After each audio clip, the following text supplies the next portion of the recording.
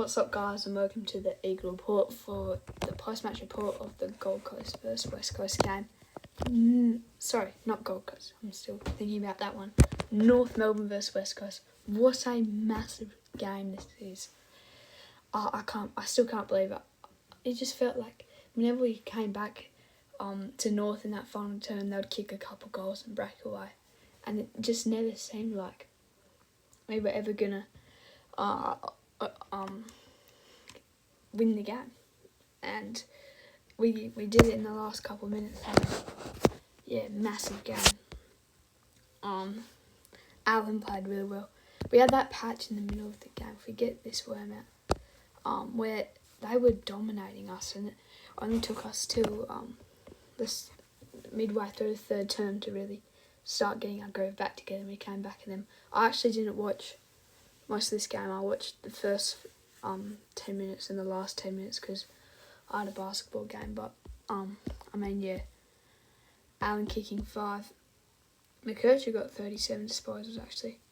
And also just saying something. I'll no longer be doing the what's it called? Best moments of the round videos because of copyright stuff.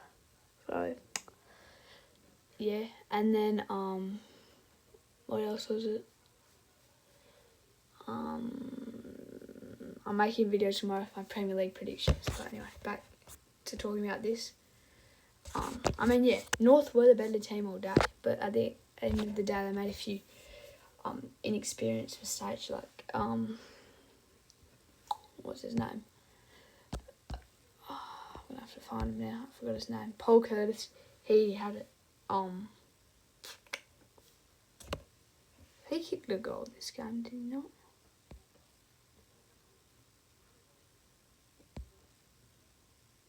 What? I'm confused now though. Because this just doesn't. This player stats isn't right.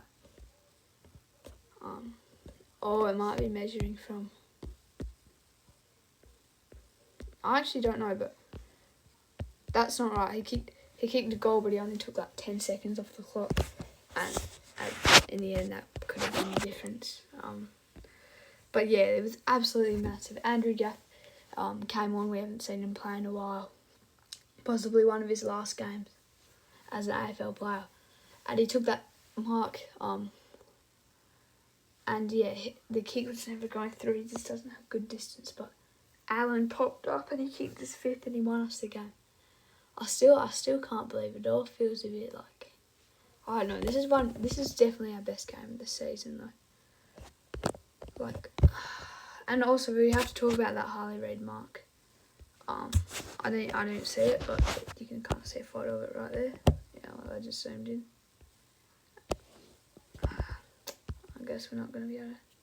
There we go. I haven't actually watched that back, but I should. I don't think it's as good as McKercher's last week, or I'm actually having so many mind blanks right now. Or Elliott's, I think it was on Anzac Day or something like that. But anyway, some interesting movement has happened to the ladder. I want to talk about it. Sydney win, which is massive for them. Otherwise, they'd be looking at only being top by percentage, and that means they could fall down to 5th. Port move up. That they've won 4 on the trot. They beat the D's in a close, low scoring scrap at the G. One thing I don't ever understand is why the D's just don't get crowds to their game. And I guess they haven't been the best this season, but D's versus Port, genuinely, you would get a big crowd for that game, but there was just no one there. And maybe you could say it comes down to the rain, but I don't know. Giants have been in really good form. They just beat Brizzy away from home, which is probably going to shape the top 4 100%. It's a very, very close season, and we can see the implications that one result has on the ladder. Brizzy would be sitting in second, and the Giants would be in fifth, and that's the difference. I don't think Brizzy will get a home qualifying final now. It will definitely be hard for them to do so. But yeah, Brizzy, if they do win the rest of the next two games to come, I think they will have a shot at it. I don't know who they play though. They've got Collingwood next week. Freo have been in poor form, losing their last two away to Essendon, a Durham behind winning it, and then at home Geelong get it done, and Freo just they look like they might have ran out of gas. They had a really mediocre start to the season. That's the way I'd put it.